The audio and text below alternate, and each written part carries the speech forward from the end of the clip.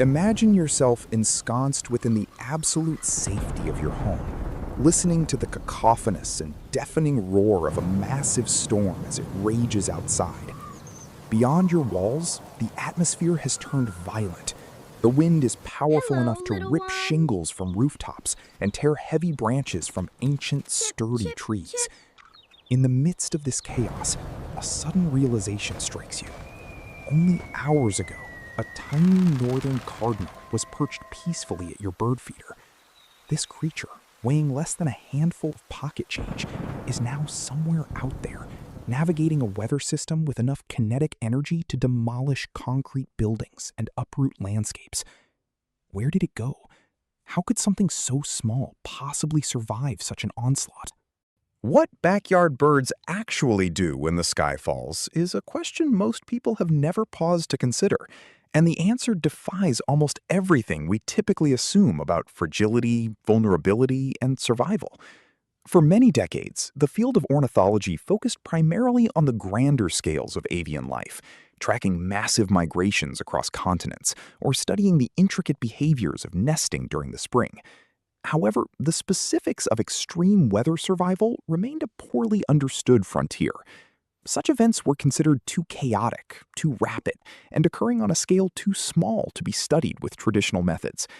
It is only recently, through the advent of miniaturized micro-GPS trackers and the sophisticated application of advanced Doppler radar, that researchers have begun to uncover the precise decisions birds make in the moments immediately preceding and during a violent meteorological event. What they have discovered is profound. These tiny creatures possess an ancient, finely engineered storm defense system that consistently outperforms even the most advanced technology built by human hands. The first critical element to understand is that birds are never truly caught off guard. Long before you notice the sky darkening or feel the first heavy raindrop on your skin, the birds have already received the signal. Deep within their middle ear, birds possess a specialized biological structure known as the paratympanic organ. This organ functions as an incredibly sensitive biological barometer, capable of detecting microscopic fluctuations in atmospheric pressure, changes so subtle and minute that no human could ever perceive them without the aid of high-precision instrumentation. The moment the barometric pressure begins to drop at a rate associated with an approaching severe storm, a biological alarm fires through the bird's nervous system. This internal warning system is why, in the hours leading up to a major storm, bird feeders often erupt into what appears to be frantic chaos. Chickadees, finches, sparrows, and nuthatches are not merely eating, they are strategically loading fuel. A small songbird, which typically operates on a razor-thin energy margin, must consume enough high-fat calories to sustain a hyper-fast metabolism through what could potentially be several days of complete fasting. During a storm, foraging becomes impossible. Without an adequate fat reserve, the primary danger to the bird is not actually hypothermia or being physically blown from a branch. It is starvation. This is a silent internal threat that claims lives invisibly in the dark while the storm rages outside. Once the rain begins to fall and the wind reaches dangerous gale force speeds, the bird's survival strategy shifts from preparation to active defense. There is a common misconception that birds simply fly away or attempt to outrun an approaching storm. For most backyard species, this is physically impossible. A house sparrow or a tufted titmouse cannot outfly a weather system that spans hundreds of miles. Instead of fleeing, they employ a far more intelligent tactic. They vanish into plain sight. Biologists refer to these specialized hiding locations as microhabitats.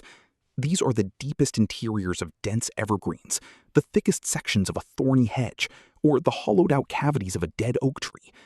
Birds instinctively seek the leeward side of a structure, the face that is completely shielded from the prevailing winds, and press their bodies firmly into the vegetation or wood. Once they have positioned themselves, they engage a remarkable mechanical system built directly into their anatomy. A bird's foot is a masterpiece of evolutionary engineering, featuring a passive tendon-locking system. When a bird crouches and its weight settles onto its feet, The tendons in its legs automatically pull tight, clenching the toes around the branch. This mechanism requires zero muscular effort or conscious thought to maintain. In essence, the bird becomes mechanically locked onto its perch. A storm can whip that tree violently back and forth for hours on end, yet the bird remains securely attached, not through an act of strength or a desperate struggle, but through pure structural engineering. It simply rides out the chaos as an extension of the tree itself.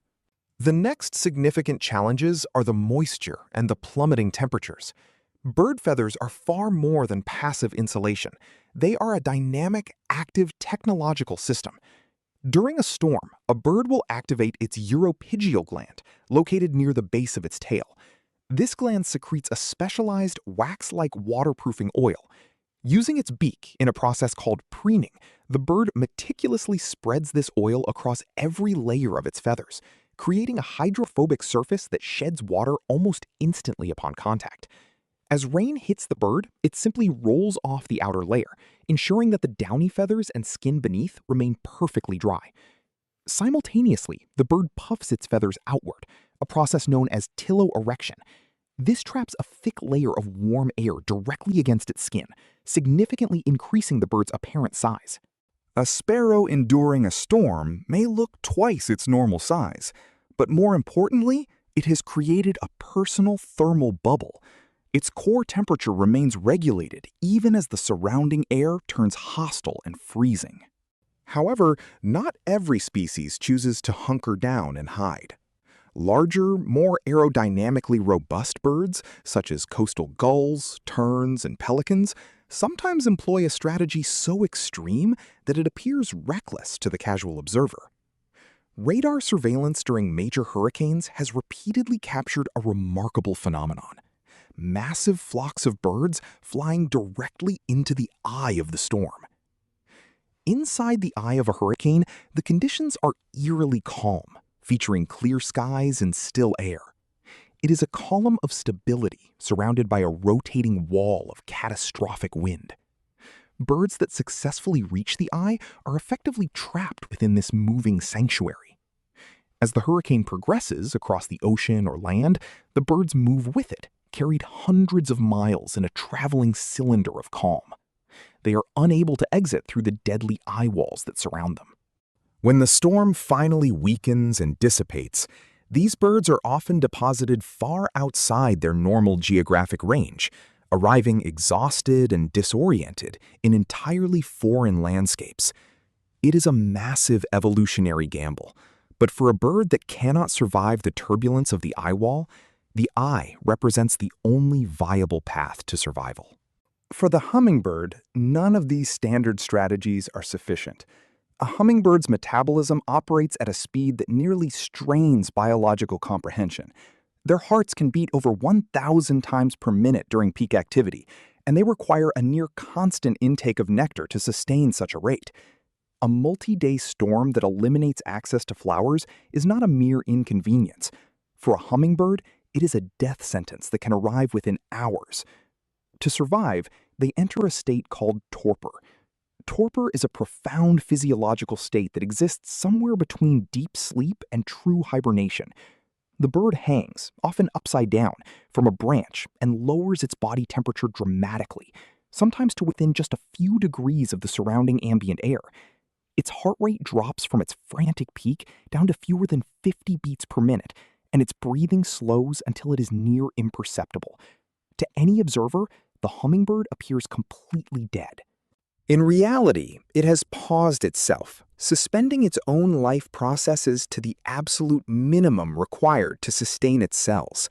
It will remain in this state until external temperatures rise and the light of the sun returns.